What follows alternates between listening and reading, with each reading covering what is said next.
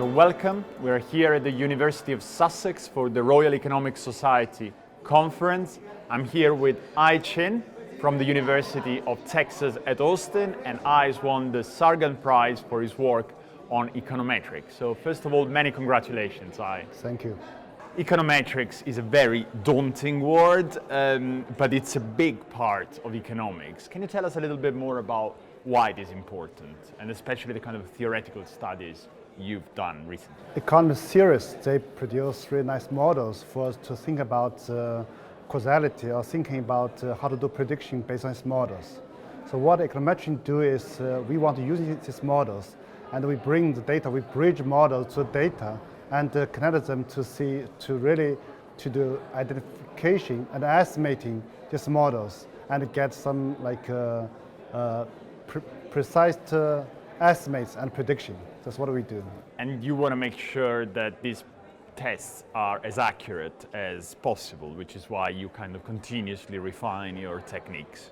That's right. We really careful about assumptions we made, and we also careful about whether the model fits data or not. Yes, and so basically then there will be people who will apply your models to test hypotheses. Exactly. But you are the one who creates the tools to test the models. Can you tell us a little bit more about the paper you've won the prize with? What novelty is there in it? So that is a paper about identifying and estimating against theoretical models.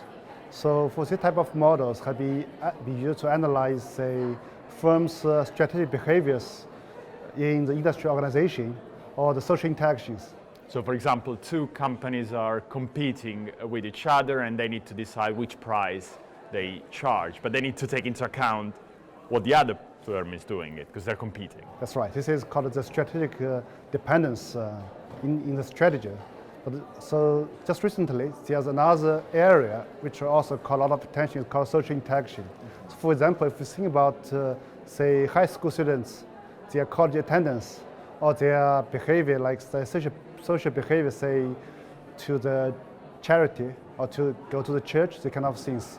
So for this type of choice, so it's natural to associate with, say, their demographic characteristics.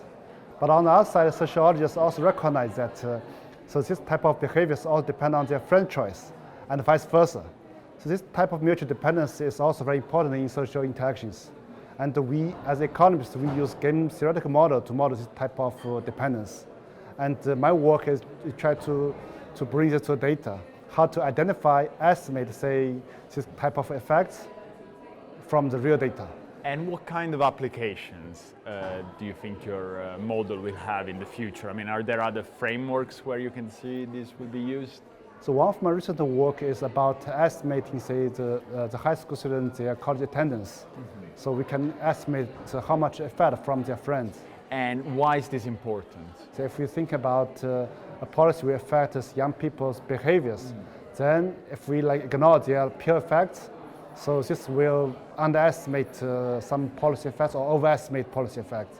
So we need to adjust the peer effects. This will change things absolutely.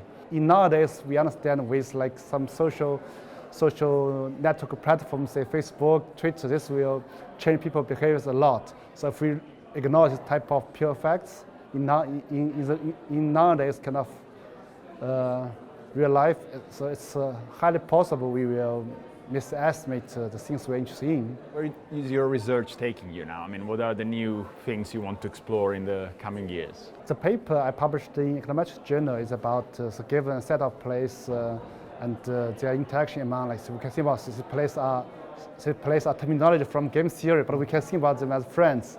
So given a fixed number of friends, then if we get data from these people and how we can estimate the peer effects. But now my recent work is about thinking about the social network, like on the Facebook. Right. Really big network. My action will be affected by my friends. I also understand my friends' action will be affected by friends' friends, and vice versa. So this kind of interactions will be based on the network. So the network will shape the final outcomes among its individual choice. There's a terminology we call herding behaviors. We see that in the stock market as well. We just, it's very important. So actually understanding how a group moves is incredibly important. But obviously, the tools you need to use to analyze this phenomena are different from when you're looking just at individuals. Exactly.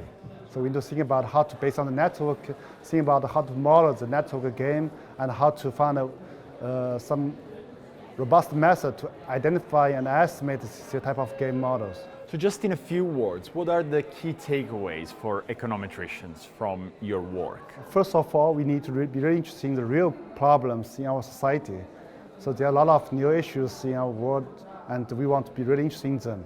Secondly, we also understand there are a lot of very breakthrough findings in the economic theory, which are really useful, powerful tools we can use. So as econometrician, if we can understand the real problems, and then on the other hand, we can use some really nice and important economic tools, and we build our econometric model based on that.